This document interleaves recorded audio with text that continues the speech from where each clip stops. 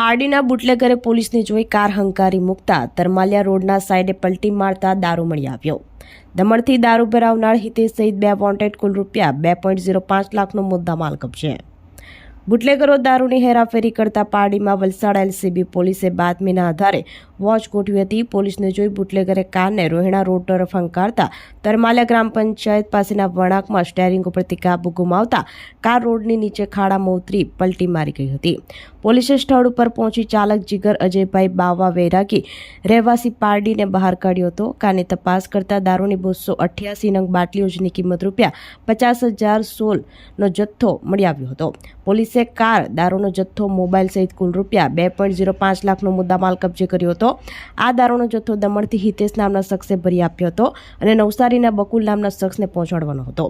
ત્યારે બંનેને વોન્ટેડ બતાવી પારડી પોલીસ મથકે પ્રોહિબિશન એક્ટ હેઠળ ગુનો નોંધી વધુ તપાસ પોલીસે હાથ ધરી છે।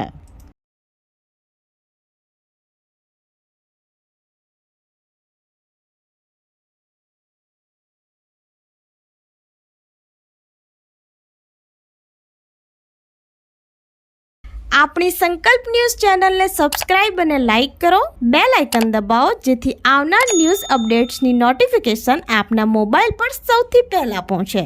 Like, subscribe and share the video.